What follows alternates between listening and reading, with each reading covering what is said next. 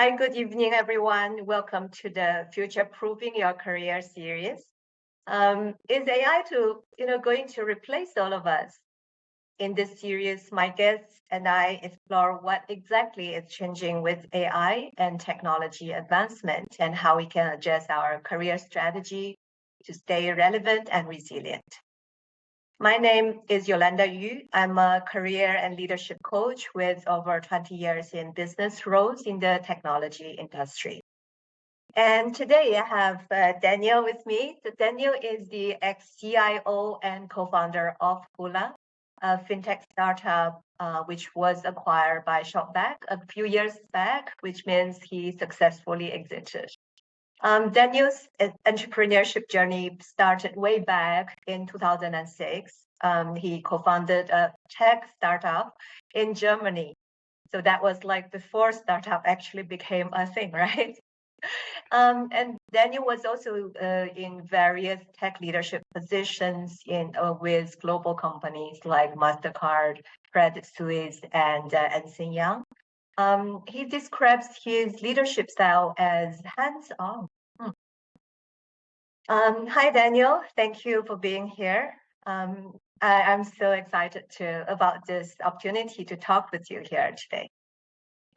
Oh, okay. Thank you very much for having me. I'm very excited to be your guest. Okay, so Daniel, I want to just get to the point. You may not agree to this, but I must say, right, a lot of tech guys or engineers would dream of where you are today, right? Having founded companies and one exited, the other one is profitable. So that's like the dream career, right, of being a successful entrepreneur who has also tasted the corporate life. So of course, the experience won't be a fairy tale. And I think where you stand today is a start of the next thing for you. It's not, happy ever after, which although I hope you do, right? So tell us about your journey here. Okay, thank you very much. Yeah, it wasn't a fairy tale by any means. I was actually fairly average at school.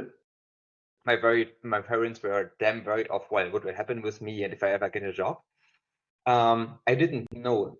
I think, guess same as many others, I didn't know what to do with my life in my early days, and I didn't really have a plan. Any of us know that in our early days. And then things happened very differently. In the end, I was really driven by mostly opportunities and pivoted it several times where friends started making fun because I was changing or pivoting over the time. But in hindsight, actually, it was really the right decision for me. So going back, so after finishing my secondary school with average grades and very unclear career aspirations, I ventured into electronic engineering through technical training back then in Germany.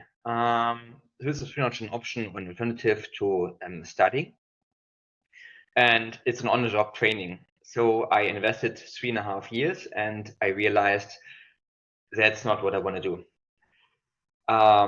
I looked at others in the company and said, I can't do this for the next 40 years of my life. So this was pretty much my first pivot point back then in a very early stage. So I was very keen on computer science. I was very keen on coding. I started learning coding and provided IT services to small companies back then in Germany in 2002. Sorry. I further realized. Go ahead. Can I ask you a question? That how old were you when you discovered that you loved coding? Early 2002, I was 21. You were 21, and then you just decided to kind of Yes. So I finished this training in 2000, February 2002, and I realized that's great. I spent 3.5 years. I'm now about to turn 22, and I realized that's great. 3.5 years later, I don't want to do this for the rest of my life. Wow. Yeah, it was a very big move. So my parents were happy I was graduated or I finished this training, but yeah, it was pretty much back to point zero of what to do. So I went into coding. It was pretty interesting time being in IT back then in the early 2000s. And so I started providing IT services to smaller companies, and I also returned to school to basically prepare myself to be able to study at one point. So I did another year of school, and then in 2005, I started studying computer science. All the time I've been self-employed in coding and providing IT services. And then in 2006, when I was in the third semester of my undergraduate of computer science, a client of mine asked, "Hey, I have a project. Is it something that you can do?" I said, "It's way too big, but well." Sorry to interrupt. How did you have a client when you were still a student? Well, I was pretty much since 2002. I started coding. I started learning these things, and then I had to find clients to finance my lifestyle, right? So I wasn't living home anymore. So I left home with age 18 with a training, and I had to figure out on how I can finance my lifestyle. I had to figure out how I can finance going to school again, and then eventually to study. So I was working all the time. That was amazing. Okay, so you got your first client even before 2006 when you were still a That's what student. I had to do. So yes, I was a student. I was a full-time student, and I was providing part-time services, IT services, and coding for smaller websites in the area of e-commerce. And then one of my clients, the CEO asked me, "Hey, I have this project. Are you keen?" I said, "It's way too big." He said, "Well, let's set up a company."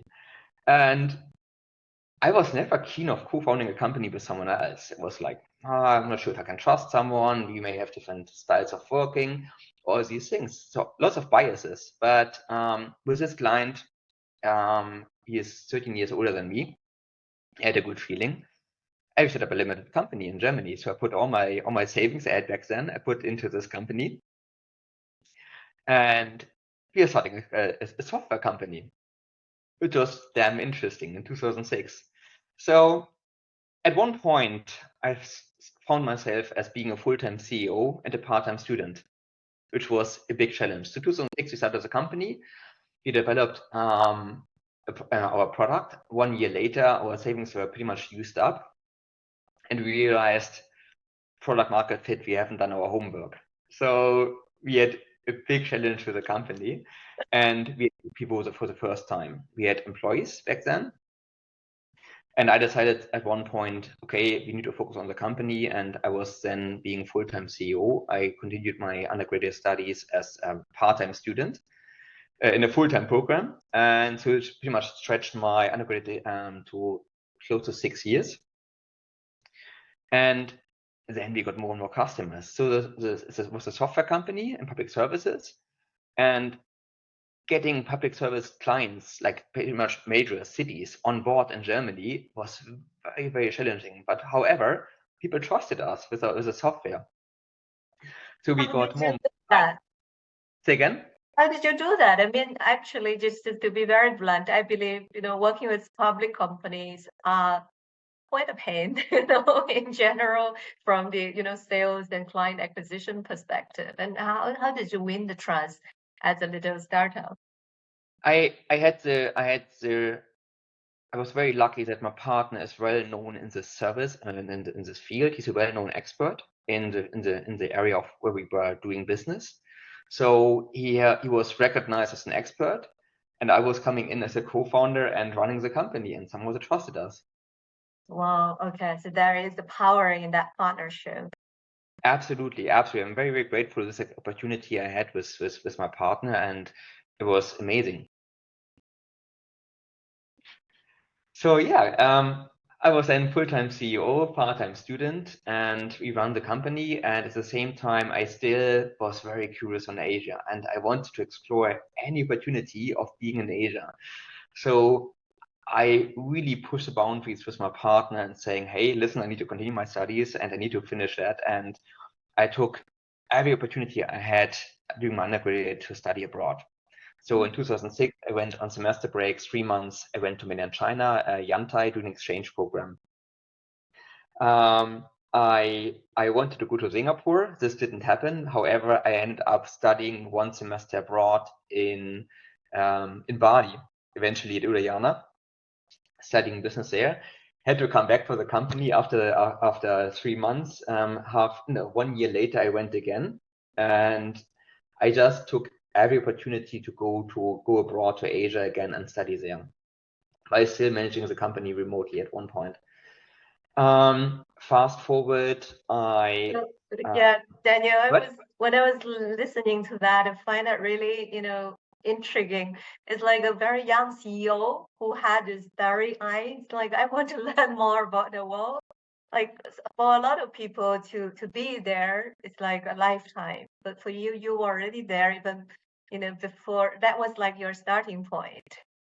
It was a starting point, and in hindsight, if someone would say, "Hey, how did you do it?" I have no idea. I mean, we had a team of 4 employees. Our company was growing bigger and bigger, and I have no idea how to repeat it. I was pretty much fearless, which I think was very, very interesting. I had zero fear back then. I had my money invested there, but I was still studying. And at one point, I realized, well, at one point I will graduate, and then I can figure things out. And I'm just curious, right? Because it sounds like the company was doing well, of course, not without challenges. How would then there be opportunity cost for you to decide to study abroad and sort of drop part of that work? Of course, there was. So the first couple of years, our company didn't do great. So as I mentioned earlier, we didn't carefully think about product market fit. So we invested all of our money. 1 year later, realized software isn't as great as we thought it would be. However, we were really lucky. We had customers that really believed in us and helped us to get things right based on their needs. So the next 4 or 5 years were really, really tough. So it's not like we made a ton of money for the first couple of years. It was pretty much surviving, and again, we had employees. We had employees on the payroll, so we had to be very responsible about how we spend money. At the same time, it was very clear, so to me and my partner, who still had a full-time job anyway, that I have to graduate. But of course, if you're being a full-time CEO running a company, and you are still a student, it just drags out the period of your undergraduate. So usually for the program I was doing, it's a German diploma, which is equivalent to something between a bachelor and master, what we have here in Asia. It's usually 4 years. I was studying for over 6 years. So of course, the opportunity cost in a way of your undergraduate is taking forever. At one point, they were about to close the course. So I had to make decisions on how I want to proceed with graduating. Okay, so then I graduated fairly late. Say again? Right. Yeah. Sorry to interrupt. So fast forward when you came to Asia, and was MasterCard the first job, or before that was Credit Suisse? It was Credit Suisse, but actually there was one step before, if I may quickly insert that. So in 2000, I would have to check my own LinkedIn now. I think in 2010, if I remember correctly, I still had to complete my final research project for my undergraduate. It was around 2010. I realized I need to have something else, and what to do next. So this was pretty much the next pivot point I had. I was a CEO of a small company. I had a pretty interesting life. I still had to graduate, and I was still like a weight on my shoulders on I need to graduate, I need to do the final research project and all of these things. So I decided to basically, I want to step down as a CEO of our own company, where my partner would take on the role as a CEO, and I would prepare my exit of this company as an acting CEO. Once I made this decision and I let go on pretty much what I built in the past, and another opportunity came up. So I spread in my network that I have to do my final research project. And well, as sometimes life happened, it was the mother of a good friend of mine. Her neighbor was running a management consulting company in Shanghai. And well, he introduced me and said, hey, we have this project on lean management. Are you keen? Basically, I had no idea, honestly, back then of lean management. I quickly Googled. What management? Sorry. lean management, lean manufacturing. Lean, is it? Yeah, Right. exactly. So Toyota production system. So they wanted to check out if they can apply the lean management principles on the R&D process. I had no idea about this one, I have to admit, but it sounds interesting. And 1.5 months later, I lived in Shanghai. That's pretty And random. it was entirely random. I took this opportunity, sounds amazing. I can use this project as my final research project for my undergraduate. And then I worked in a management consulting company, working with international and Chinese clients from Shanghai, and learning about lean management and how we can apply it to our clients, and basically building a model on the for consulting. It's really interesting. It felt like you couldn't have planned for this at all. But By no all you means. did was when the opportunity came from a friend, from some friend's neighbor, if I heard Yeah, correctly, right, exactly. about a project that you had no idea about and a country that you haven't worked in, or have you been in China by then? Yes, for my first exchange was 3 months in Yantai, and Yantai. as you know China very well, it's such a massive country, so it's very, Yes. very different. Every place is very different. Yeah. I've never been to Shanghai back then, and I had no idea of, is this company real? All of these things I had no idea. But yeah, I was trusting this opportunity, and Yeah, I and just you packed were my ready stuff. to, yeah, you were Yes, ready to say yes, and it just went. yes. This And it one, was amazing because I decided to leave Germany and basically do my final research project, and this opportunity showed up like this. okay. And after that, So I lived in Shanghai. I worked on the project, had an amazing time there, and I graduated. And I said, okay, now I want to get a bit of more experience in the corporate world. I joined a small management consulting company in Germany, which very shortly later got acquired by EY. mm, And back then, I worked in management consulting, and I was getting bored living in Germany. mm, With the past experience, having lived in like twice in mainland China, studied in Indonesia, I knew I have to go back to Asia. I was preparing for. I had the opportunity after my project in Shanghai to join a class at INSEAD in Singapore, mm. and this Hoolah, and one of the very famous faces of INSEAD. I was in this class and I realized, damn, I want to do my MBA in Singapore at INSEAD. I loved it. I loved the experience. So I had this idea of doing my MBA in Asia with INSEAD. And then in 2012, late 2012, I think, when I was preparing for my application for INSEAD and preparing everything, I had the opportunity, or was introduced to business school in Japan, offering an MBA, and they were looking for someone with pretty much my background, entrepreneurial background, consulting was pretty good. So I applied for this program, and I had the chance to get a full-time scholar in Japan. And I was like, great, thanks for the full scholar offer, but I want to go to INSEAD in Singapore. I was preparing for that. Discussed with my mentor, and what is interesting in Germany, it's much less about you look at ratings of schools. You look much more at what is unique, opportunities, all these things. I said, hey, like, are you crazy? You have opportunity to go to Japan, which is amazing, and you're considering of going to INSEAD, Singapore, which is kind of, sorry, mainstream. I said, what's wrong with you? I said, okay, yeah, you have a point. So I accepted Japan. I went to Japan. I was still, I was on EY offered me sabbatical leave, so I went to Japan. Got another scholar from EY by chance, and I went to Japan. I was doing my MBA. I loved my MBA, and I was still sad of missing out on INSEAD and the opportunity of experiencing it. So I somehow signed up with my personal funds for ex-education at INSEAD, was accepted for whatever reasons, I have no idea why. And I applied basically as a CEO of Com Solutions and saying, hey, I'm running a software company here in Germany and I'm CEO, and take me on this exit path, right? And they did. which was very funny because it was in the last 2 weeks of my MBA in Japan, and the program in Singapore started.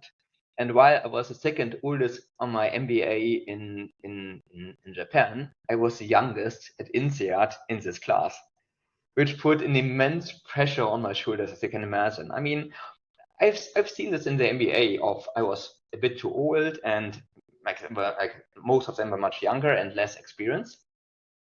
And of course, you have expectations that your classmate also contribute to your experience, right? But now I was the youngest at INSEAD in this exit program, and I was like, oh my God, everyone is so experienced, everyone knows so much more than me. How can I make sure I contribute to this program as well? So and how did you cope with that, being the youngest in the room? Oh, it's pressure, but it's also exciting, of course. It's so yeah, but how did you cope with that? Well, you do your best. You do your best and go in with best intentions. Nothing else I can do, right? Yeah. Wow. Okay. So I was doing my classes in Singapore, missing all my MBA classes in Japan. I flew back to Japan, graduated from there, and then had the challenge of what to do next.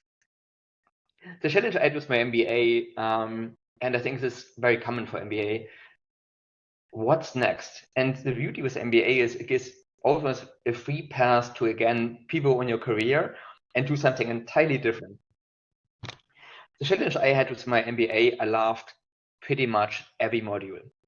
So during this 1 year MBA in Japan, I shifted my thoughts of I want to work in finance, I want to work in M&A, I want to work in venture capital, I want to work in different areas. I changed it all the time because I loved every single subject. I really immersed into the experience of my MBA. I took every finance class, and people are like, wait, you don't even have a finance background. So yes, I know, but it means I can learn the most if I just take pretty much every finance class. So I took up whatever I could do my MBA.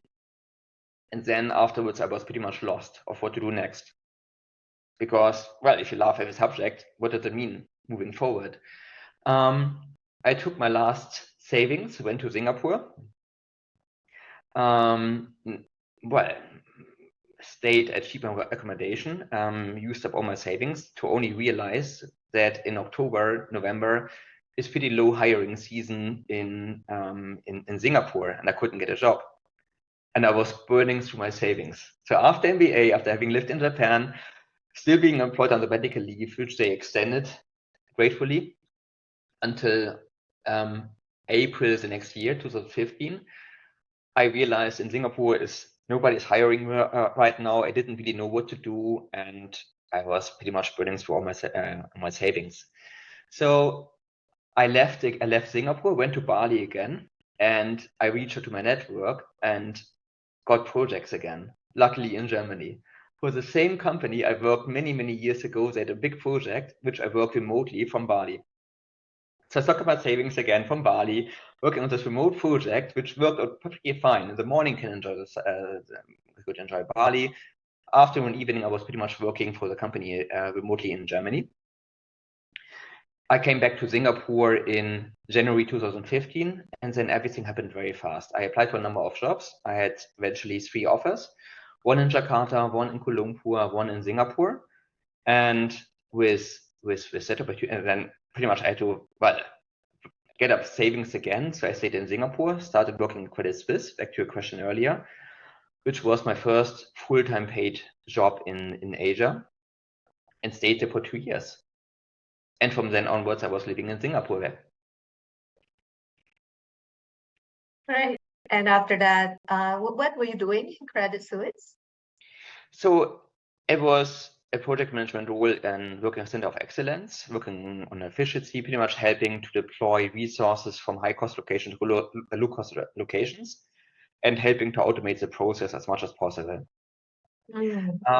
It wasn't, if I may be honest, my dream job, but it was the thinking behind that. I was always keen on payments industry. And I realized that banking experience and having worked in a bank would be helpful to eventually go to the Visas, the MasterCards, and so on. Which eventually I really wanted to go to back then after my MBA, after what I realized. So I joined Credit Suisse for 2 years. And then a headhunter reached out and said, hey, listen, with your background in tech and now banking, are you keen to work for MasterCard? And I was, yes, that's my dream job. I was so excited. I was so damn excited to join MasterCard. And yeah, I resigned from Credit Suisse. Was about to join MasterCard in I think July 2017, if I remember correctly. And 1.5 months I signed MasterCard, and 1.5 months before I was about to join MasterCard, someone from my network in Singapore reached out, hey Dan, it's a startup in payments, and are you keen? I said, hey guys, I'm joining my dream job at MasterCard, but I'm happy to discuss with you, happy to help you for the next 1.5, 2 months. But that's very straightforward. I will definitely join MasterCard as my dream job. I like the guys, I like the main founders, and yeah, then the day came and I joined MasterCard. I said, hey, I can help you for another couple of weeks, but I will definitely work full-time at MasterCard. And then again, life happened. So Yolanda is pretty much where we met in MasterCard back then. And then, as you know, things were a bit interesting, let's say it nicely this way. And I realized that the dream job that I always thought is there at MasterCard wasn't my dream job, but I was still supporting after office hours the startup and helped to grow that. And actually, I really loved the startup. And this was again the next learning I had. Just because it was a dream job in 2015, it doesn't mean it's my dream job in 2017. I changed. And I enjoyed the startup so damn much. Like I was the interim CTO for the startup. I helped them to get the seed funding. And once we had our seed funding, I pretty much left MasterCard and joined full-time at our company. Back then we had built the MVP. I was the CTO until then. We were very lucky to get a CTO in, or another co-founder in from who has built something very similar in Australia. So what we have done back then, let me share a bit of background. So this company, payment company, was providing installments on purchases for e-commerce. It's pretty much everyone who knows Afterpay or Klarna in Europe, pretty much using this model in Asia. There was no one else offering these services in Asia. So this is pretty much our business, and we had the opportunity to get in the ex-CTO of Afterpay, who built all the systems back then, as a co-founder. So it was a no-brainer with this experience that he would be the CTO moving forward. And my role then changed from being the CTO to the CIO. So I was a CTO for a year, then I changed to being a CIO, and I built different functions as a startup. This company was called Hoolah. So co-founded 2017, and it was an amazing journey. It was tough, of course, but it was amazing. We had great success. We were the first offering the service. We got competitors fairly fast in Singapore, including one of them, Atomi, fighting us pretty heavily on rates, on MDR. And yeah, we were doing pretty well. Had, I think at one point, a team of 120 employees. As the CIO, I built the entire IT. I thought of bring your own device policy. How can we secure our IT systems? What do we do if someone's laptop is getting stolen? I was building the automation team. So pretty much everything in the tech space that you can think of as a co-founder. So as a co-founder, it's not like, well, you focus on only one role. It's pretty much wherever you need it, you jump in. So lots of firefighting, lots of changes in this role. And then in 2021, in November, we got acquired by Shopback.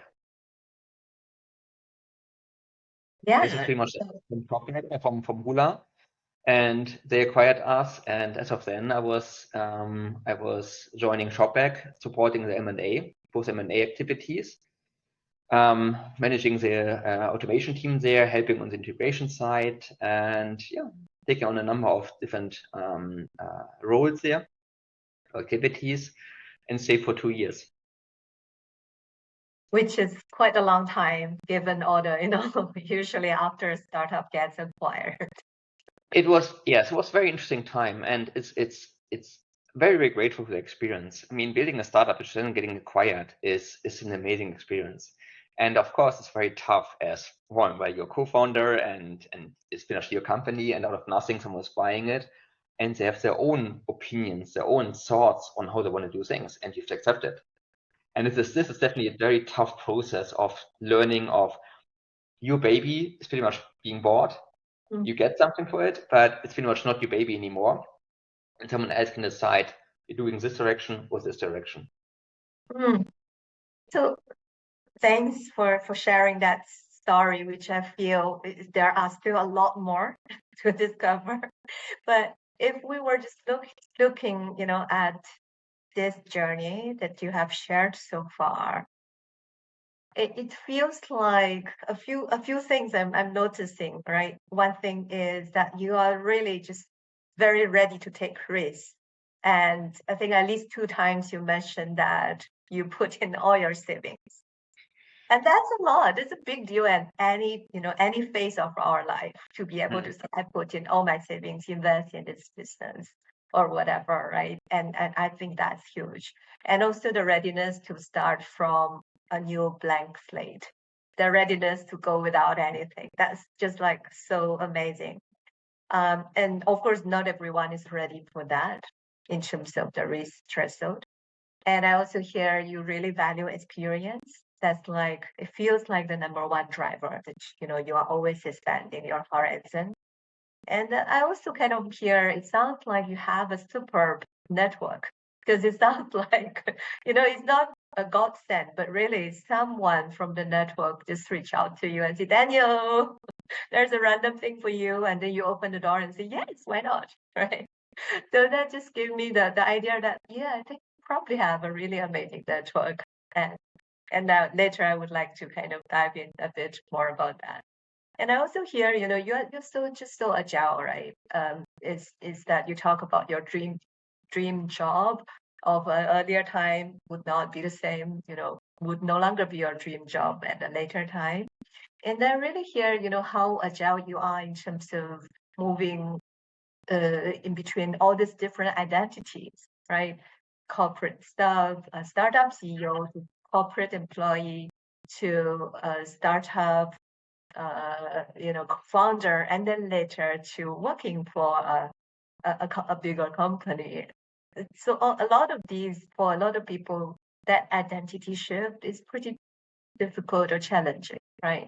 And you have tested almost all the roles possible. And I would be, keen to learn about how those transitions were about. Yeah. But before, I'll hold all these questions actually first. And first, let's just sort of explore a bit more about what's next at this point of time, especially given that AI and all the technology changes, disruption, that the world we are living in today is very different. So I'm curious about how you look at this world with all the changes, and how you're actually planning or not planning for the future, for the next steps. Basically, I don't plan.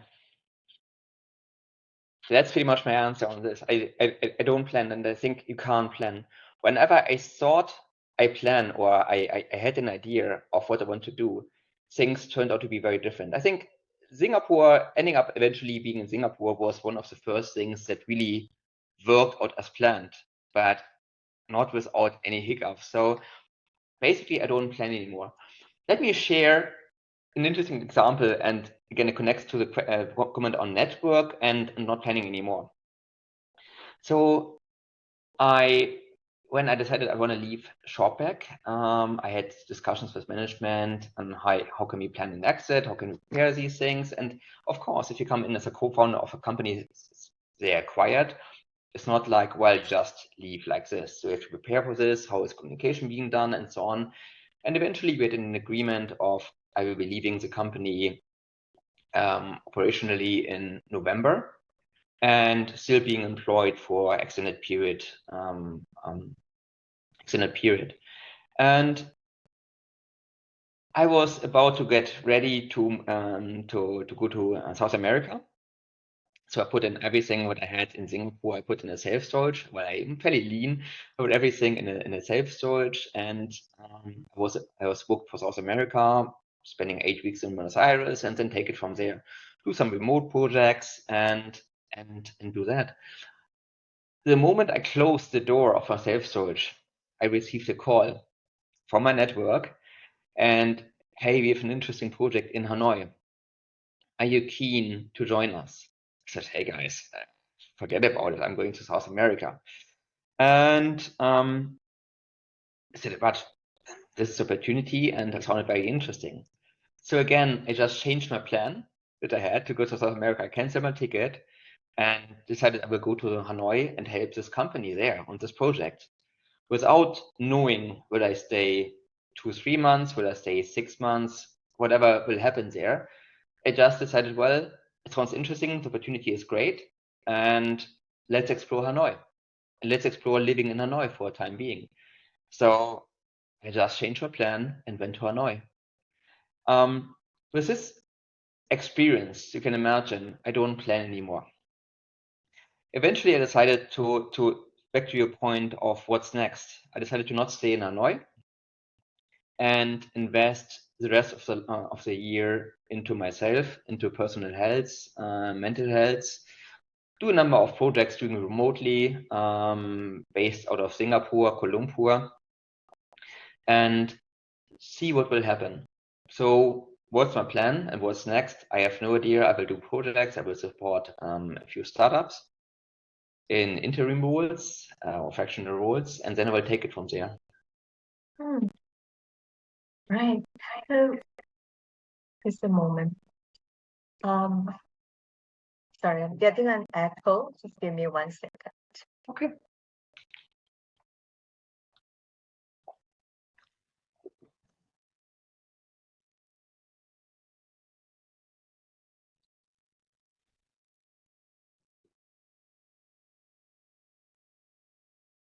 Yeah.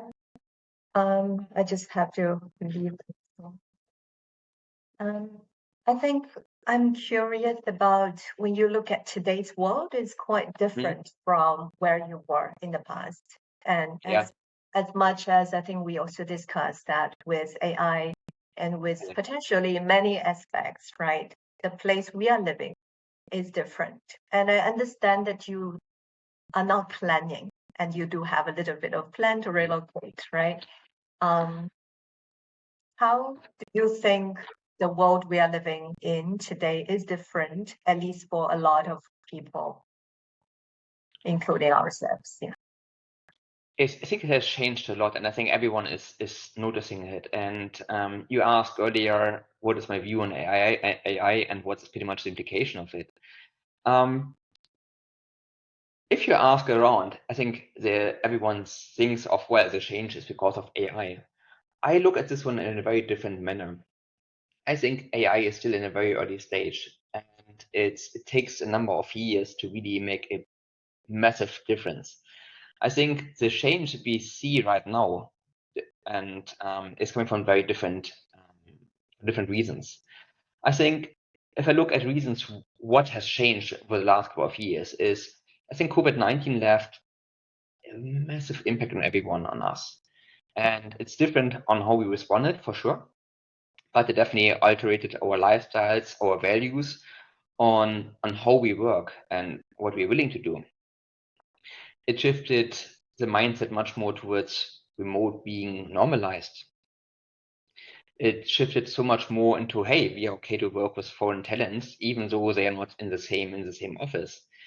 But it also changed many things in a way of how we work and where we live. So in my case, in Singapore, I was in an employment pass back then, and I knew if I will lose my job, I have to leave the country. Pre-COVID, it was less of a concern. Well, the world was fairly open, and I knew, well, with a German passport, I can always go to Malaysia 3 months, Indonesia 3 months. Life was fairly easy in that way. I don't have family here, so I was fairly agile in that way as well. But with COVID, I realized countries locking down and you can't enter countries like this anymore. So I think people realized much more of what does it mean in terms of job security and my life in another country. So for everyone in Singapore, which is on employment pass, if they lose their job, they have to leave the country within 30 days, unless they have a new job lined up, which is getting much harder these days. Getting PR is also much harder. So I think the conditions of legally working in another country has changed a lot, which obviously impacts how we look at work and how we worry about our job security. Job security can basically mean two things. One is having a stable income, but the other one is also what does it mean to my life in Singapore? And I've seen a number of foreigners in Singapore being on employment pass who at one point will start freaking out of my job is unstable. What does it mean for my life in Singapore? With my obligations, I have a rental contract, I have my life here, I have my partner here. What does it really mean in this context? So I think this has massively changed. And COVID actually, well, people realized this one, even though this kind of threat was there before as well. People start realizing how real it is and what it means if they lose their job. And this includes myself, because I start realizing what happens if I lose my job in Singapore. I will be back in Germany in no time. So this was definitely one important element. Please go ahead. I'm curious if there is a change in you wanting a bit more security at this phase of your life, or it is a general observation and felt sense of less stability? I guess the biggest threat for myself was not necessarily job-wise. It was much more of, can I stay in Asia? I knew I wouldn't want to go back to Germany.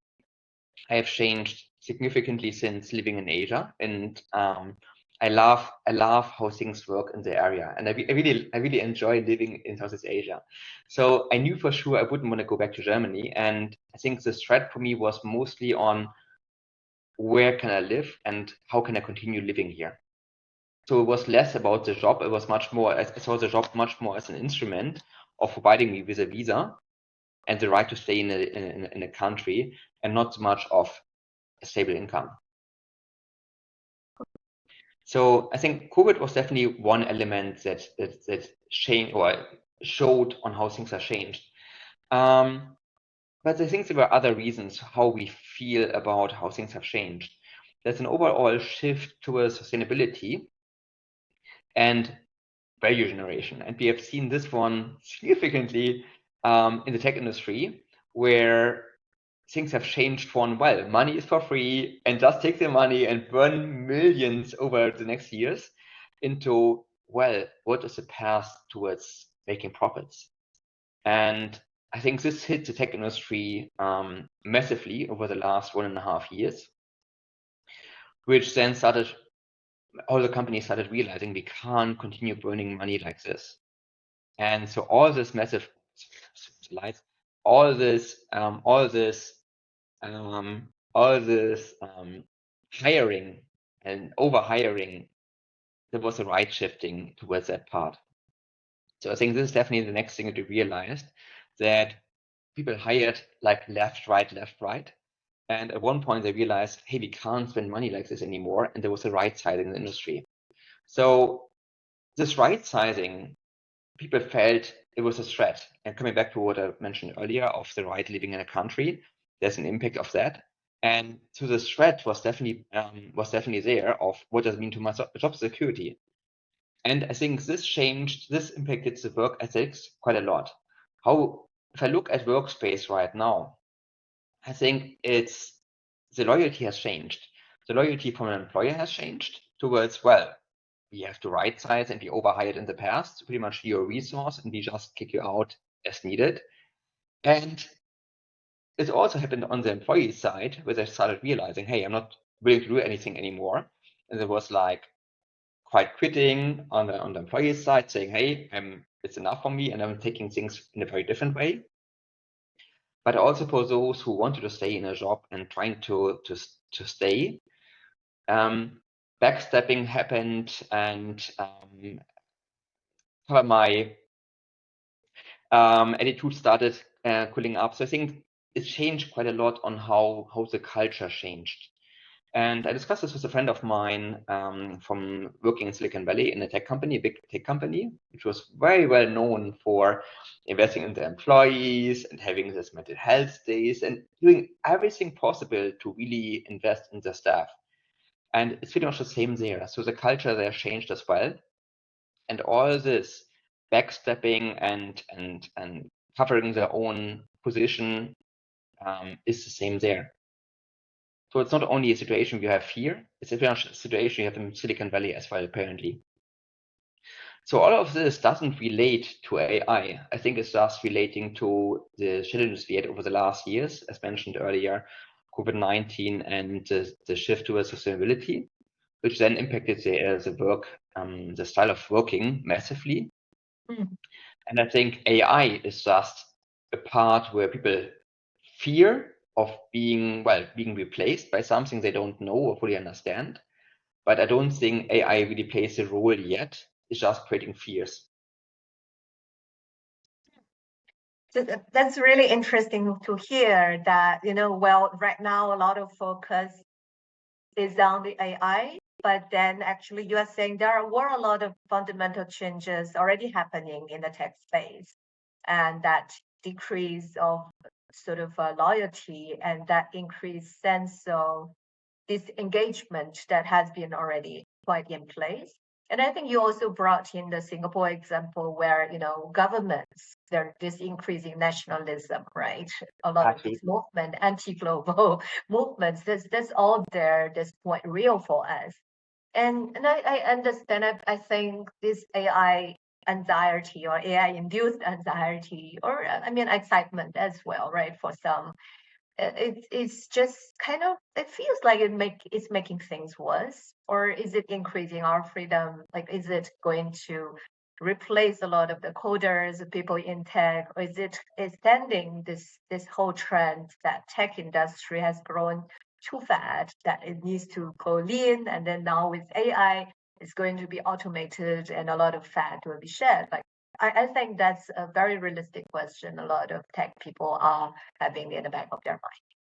I mean, you mentioned one keyword here, automation, and I think automation is here for a long, long time. And I think the fear people have, they would have the same natural fear about automation. We have business process automation for 10 years, 15 years, and there are different terms, but pretty much it's all about efficiency. How can we achieve the same outcome in a more efficient way? So in the end, you can look at AI as a tool of automating things and making things more efficient. But the idea of using less resources to achieve the same outcome is not new.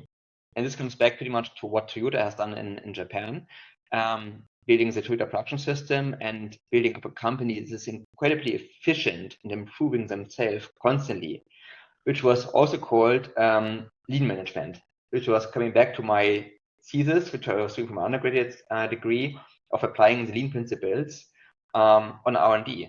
Basically, what it meant is, how can we automate more and burn inefficiencies in the R&D process? So it was already a big topic many, many years ago. So that's why I'm saying AI is much more, from my perspective, a tool. It's much more a tool to automate further, but the idea of automating isn't new. The idea isn't new, and I'm wondering if the scale would be different. So I myself have witnessed a lot of change and actually automation, how people lost jobs. Back in 2010, when a lot of banks were already relocating their call center or their sort of back-end services to other countries, lower cost countries. So a lot of people in Singapore lost their jobs. And then after that, followed by automation, a lot of people were actually their jobs. And I think right now, what happened in tech is people are finding that, that scale of automation compared to the earlier era, there might be a huge difference compared to back then. I don't know, what's your take here? It might be faster, and things may automate faster. I agree with that. But I think there's also this appetite to be more efficient. And back to my earlier point is the times of free money are over. So interest raised quite a lot, and companies realize they have to make money. And I think this interest to automate further is much more there than it was in the past. So yes, AI is the opportunity to accelerate these things, and pretty much you're giving the ChatGPT, you're giving a tool on the hand to everyone, automate in a small scale. And for myself, I mean, how I use ChatGPT is often of reformatting or rewriting paragraphs or changing a long list in XML into a different format. So things that I would have done or solved with coding in the past, writing myself a local script and executing it, I now do with ChatGPT. But I also constantly see the limits of ChatGPT of how far you can go. So it's something I have on my hand in terms of helping me, but you definitely have to still think about it, and you have to use this tool as well in the right way. You can't blindly trust this tool at the moment, at least. Right. Okay. So thanks for sharing that view. I am conscious there are just 9 minutes before we end this talk, and I think we need to do two things. One is to explore a bit more about how we can, or in general, how people can stay resilient in their career when they are indeed planning ahead, or not planning, just strategizing, right? I can see that you don't plan, but you do have a strategy. Sounds like from the past, right? There's a lot of that mindset of the risk taking, and also being able to get those opportunities come and knock at your door, right? And then the other one is I would like to also see if any of our audience is ready to be promoted to panelists and have a discussion with us here. So I'm going to send out the invite. You can accept or decline. And if you want to join us, you can, keep your video on so we can talk, or you can keep the video off if you feel more comfortable with that. Okay, and if you don't feel comfortable to be promoted to panelists, just feel free to decline. And I think there are also a number of questions that we can go to address. So I'm still waiting for people to accept. Well, I think, let me start with my question, Daniel. What do you think are the top strengths that helped you and that will help you in this world full of uncertainty?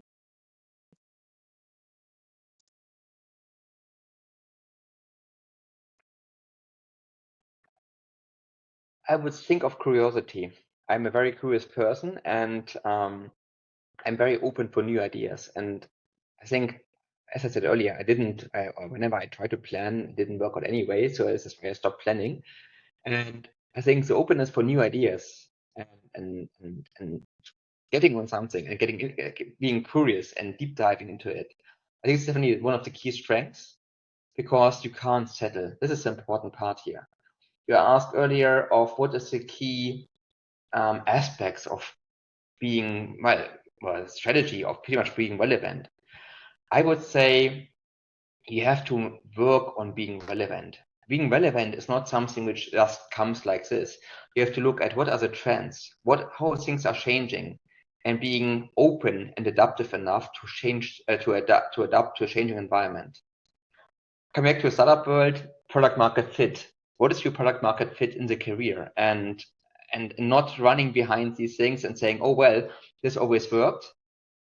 Is how is the world evolving, and how do you fit in? And I think as long as you look at this one from a product market fit lens, it's a good chance you will be relevant in the market. Wow. So I hear curious, I hear open, and it also sounds like being open to all the changes, being very sensitive to the environment that things are moving, and being really quite astute reading that environment. Absolutely, yes. You have to. Mm. So there are a few questions that's already from the audience. We have 5 more minutes, but if we need to, maybe we can take a few more minutes to just address a few questions. And also, meanwhile, from the audience, if you have additional questions, please just put in the Q&A box. The first one is, what do you think of the jobs that will be lost first? Oh, in context of technology,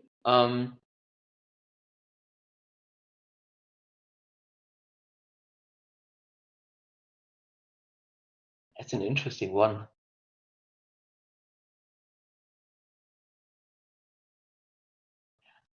I would think of any skill that is pretty much very easy to learn. Example, experience you can't learn, experience you gain over time. But anything that is you can learn fairly easy or technology has died. Obviously, these jobs will die first. Maybe a good example. If I look at the project I have done in Vietnam, the team, they were trying their best, but I could see that they were lacking significantly cloud knowledge. So pretty much it was always thinking of on-prem, going as far as hosting the website on-prem because the cloud knowledge wasn't there. I would think that if you're lacking these skills and you're only staying in the old world, these are the first jobs that will pretty much go at one point because they're not relevant anymore. So the important part is what is changing, what is the direction, and then these roles that stay in the old world will be gone first. The jobs that stay in the old world, that's certainly requiring skills and not so much of experiences. That what you're saying? Maybe a very good example is over the last years we have moved significantly towards the cloud. If your job is you are an on-prem server engineer, your options are very limited. If you work for one of the big hyperscalers, AWS, Google, Azure, and you want to work in a data center, yes, of course, then this might be a skill that's needed. But with everyone moving more and more towards the cloud, and you are a server architect that manages on-prem servers, and nobody is using them anymore, you know that your days are counted. Yeah. Because there are much less options in the future. Yeah, and that just brought up one question about automation, because you talked about, automation has been there for a long, long time. But what's interesting is, AI, the earlier generation AI, they were really just really good at these tasks in a consistent way, right? Processes. But today's AI is at a very different level. It's not just the consistent process, repetitive tasks, but they are more intelligent, right? More intelligent than the Gen AI. And they are able to do more creative work in that sense, right? So they are no longer replacing those repetitive tasks, but even something that requires some level of intelligence. And I think that's where it gets a bit hard to imagine, right? How even that, how we can then have a sense of what kind of jobs are at risk. Yeah. But I wouldn't have an answer for this either. So I would always look at pretty much, well, what is the skill level needed for a certain activity, and then think how easy it is to replace it.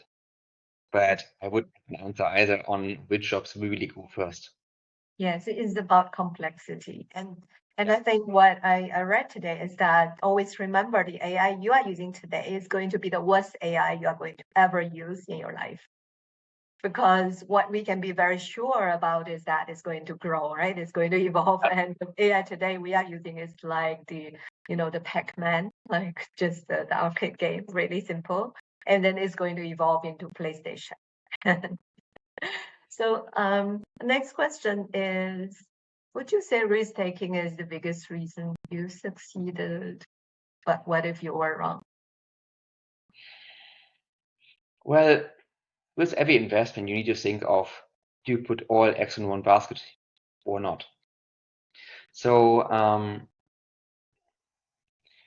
I'm not saying or not suggesting take any uncalculated risk, but at the same time, you can't expect anything to happen without taking any risk.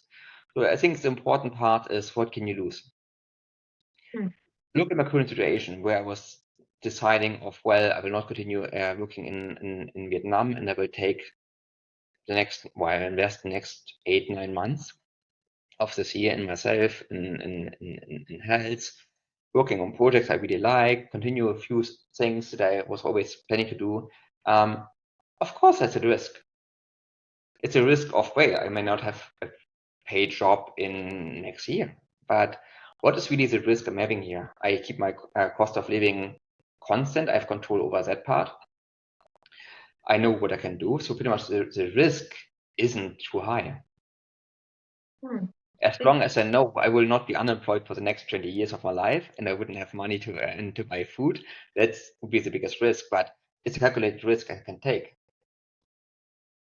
Is it also fair to say, Daniel, like, and that's completely what I'm implying here, that even though you say you put in all your savings into the business or do your MBA, whatever, that is really a very small piece of the risk, because to you, what you are really doing is you are investing in your future, you are building skills, you are building into your exposure. So in that sense, there's a lot of upside where you are just putting in something that is much less, a smaller part of things at stake.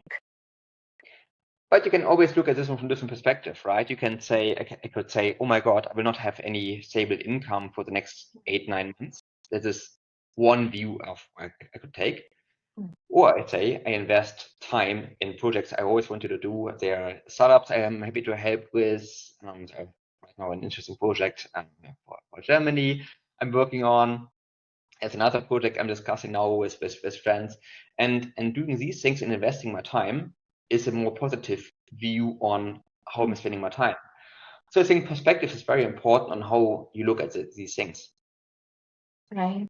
Okay. Of course, it depends on the person's risk threshold, right? Like I've worked with clients who are extremely prudent and careful. So for them, the risk threshold is like if they are going to run into a situation where they don't have income, they just completely freak out.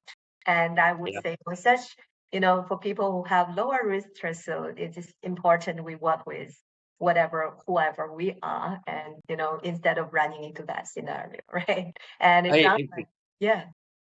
And I mean, I think the important part here is also what is your situation and how much can you lose, right? What helped me a lot is that I don't have children, I don't have family, so this helped me to move around like this in a heartbeat, and also meant I can keep my control over my cost of living. Of course, if you're having 3 children and you're living a quite expensive lifestyle, this is a much harder decision to take, or the risk is much higher, pretty much losing everything, than if you're in my situation. It definitely plays a role. Right. So being able to keep your living expenses low helps you to have a higher capacity to take risk and be mobile and say yes. But Absolutely. of course, I guess a couple of years down the road when Daniel is more grounded, is potentially, family or commitments, then there will be a price to pay in terms of your priorities, I believe. Agree. Okay, very last questions before we let the audience go as well. So what do you do to build and keep a strong network? Not enough is actually the answer. I wouldn't even consider myself being a great networker. So how did it happen? I'm curious. I have no idea. Well, I usually go to these events and I'm just being myself and being the nerdy tech guy and talking about interests and so I connect with others. I always found it very hard going to networking events and saying I'm this and have built this. I find this very annoying. I don't need to go there to show off. Actually, I'm just go there being myself and either connect with someone or I don't connect with someone. And I think the important part is don't ask for anything. If you connect with someone naturally, And you can build a relationship which is not based on, well, this person wants to tell me something or this person is pushing me for something. And it's much more natural interest into someone. These are the relationships that pretty much will last. And then at one point, people remember you and, hey, there was this guy, let me ask him if he's keen. But those who reach out on networks and say, hey, I want to tell you something, people usually, well, I don't need it, and there's no interest of building this further. So back to your question, I think going there, being myself, and trying to connect with someone on a proper level. But again, I wouldn't call myself a great networker. What helped a lot in Singapore and I think Kuala Lumpur as well, people are always open to meet for coffee. And this made my life after my MBA very, very easy in Singapore. I reached out, well, I leveraged the INSEAD network heavily back then, but every single person was willing to meet for coffee. So for the first 2.5 months, 3 months, I was in Singapore, having obviously very high cost of living, but I always ask people, hey, when I have a coffee, I buy and I get to know them. And this helped quite a lot. Which is a bit rare, in the tech domain, especially the tech people. A lot of times they're shying away from, really networking in person. But I think if we are able to really park those need to show off, or in the sense need to feel I'm worthy, all right, I'm somebody, we can park that, and we can park that, agenda stuff, like I need something from others, and just be there to connect. I think Exactly. that makes such experience a lot more pleasant. Absolutely, you're absolutely right. And this is the beauty of this area. There's so many events you can go, like so many startups events. And just go there, be real, be yourself, and try to connect with someone. Have beers with them. And this is how you connect at one point. Don't go there with the intention of I want this out of a person. Go there to connect, be yourself, make friends. And then everything else will happen eventually. Wow, that's lovely. Thank you so much, Daniel, for also going over the time. So thanks for sharing your career journey. What a fascinating journey. And also sharing with us, some of the secrets on the, how you look at the past and the future. And yeah, I'm really grateful for that sharing. Most So welcome. yeah, so the next session for this series is not going to be next Tuesday, but next Wednesday evening, same time, Singapore time, 7 p.m. It's going to be with CTO. I will stop the session here, and thanks to those who stayed with us all the way till here, and have a great evening, or I don't know, afternoon or night or day ahead, depending on where you are in the world. Hope to be able to see you in the future. So I'm going to stop recording, and Daniel, can you stay on just for a few minutes? Yeah.